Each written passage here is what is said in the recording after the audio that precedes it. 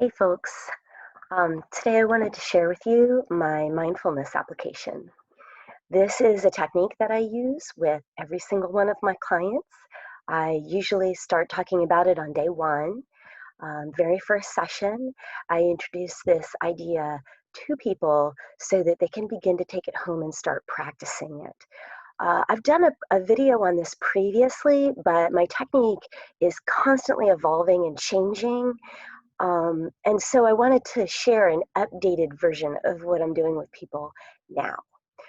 So I started studying mindfulness back in the 90s. It was like me and John Kabat-Zinn. That was it.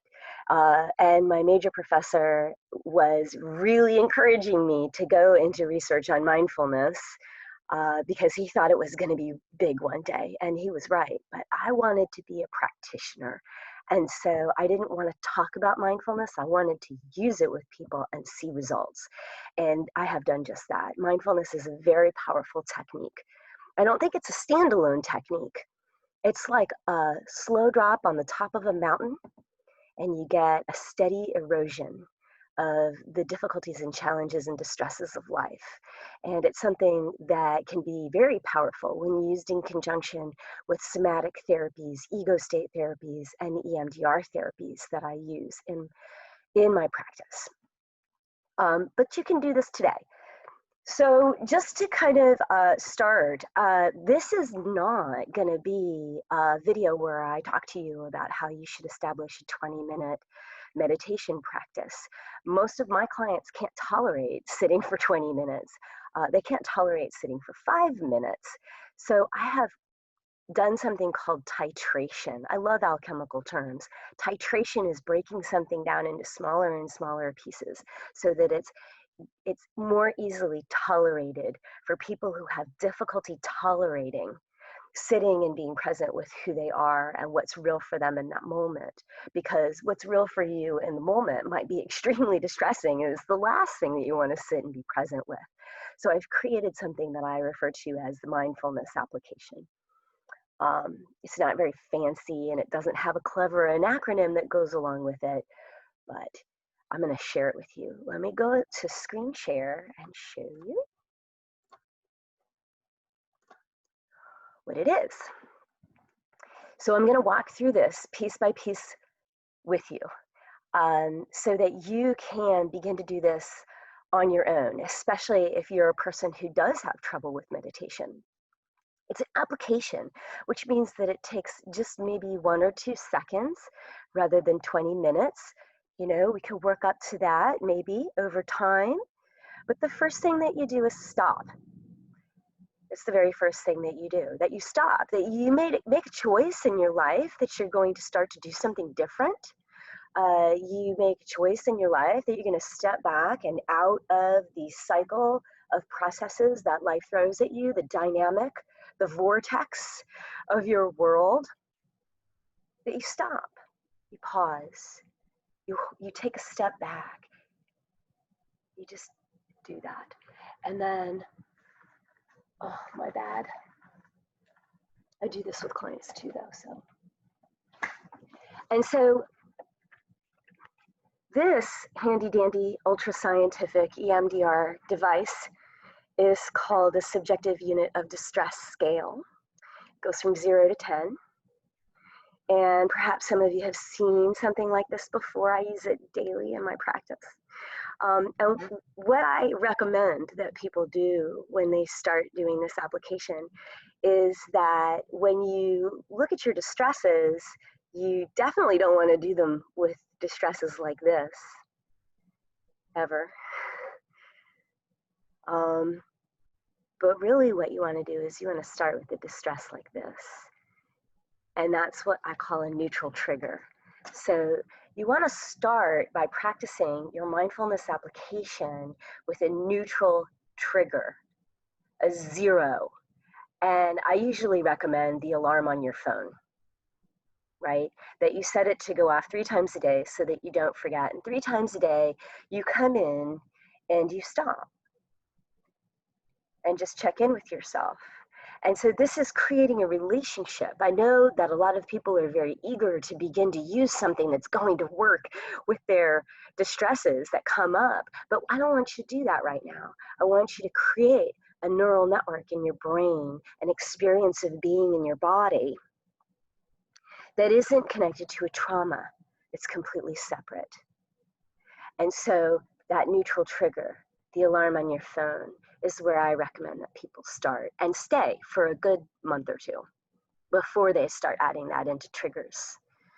And if you don't know what a trigger is something that happens in your environment that makes you react or causes you to behave in a certain pattern or causes you to think and feel in a certain pattern. So, okay, great. So after you have gotten used to coming in and out and in and out and in and out and stepping back from your life, the second piece that you do is you put your feet on the ground. And what this does is not only does this ground you, right, the metaphor of grounding, but it also helps you to be in your body in a way that a lot of people perceive as being a lot safer than the fourth step, which is noticing what you feel in your body. So I usually hold off on that fourth step for a little while because for a lot of people, bad things have happened in the body. Pretty much for all of us, bad things are happening in our body right now. And so being in the body can be extremely threatening. It can be extremely unsafe, and it's just not going to happen. And so why ask a person to do something that they're just not safe doing? Your subconscious mind knows whether it's safe to be in the body or not. And most people haven't had a whole lot of trauma happen in their feet. And so going into the feet is usually a pretty good bet. And it just kind of activates the whole process coming into your feet. Boom, the whole thing just starts right up. When you're in your feet, it's very hard to be anywhere other than the authentic present. It's very hard to be in the past. It's very hard to be in the future. It brings you into the place that you want to be, a mindful place. And then the third thing that you do is notice your breath. Okay, so it's not breathe deep, it's not breathe in a special way, it's not make your breath, it's actually just notice your breath. Because we're told constantly in our lives that we need to be this way or we need to be that way, and that we need to try harder, we need to do more, that if only we could just learn that next thing, do that next thing, that we'll get all the acceptance and validation that we've always wanted. And I'd like for you to develop a different relationship with your breath where you accept it the way that it is, fully and completely, no matter how shallow it may be or how non-existent you may feel it is or how wrong you might want it to be. You're just going to notice.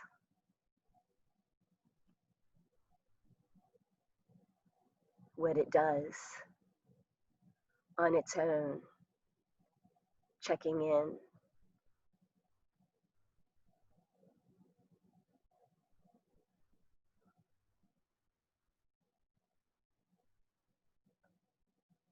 One place where you can feel like you're not being judged or you're not judging yourself. And you may notice that when you turn your attention towards any of these pieces of mindfulness, that the body just reacts, that there's something inside of you that says, okay, take a deep breath. Okay, release your shoulders. Okay, and these things happen very autonomically. That's fine. That's okay. If that happens, that's cool too. You can just allow the body to do what the body is doing. Okay, so I think that's about it. I don't want to make the video any longer than I have to. If you have any questions or comments, please feel free to leave them below, and thank you for your time.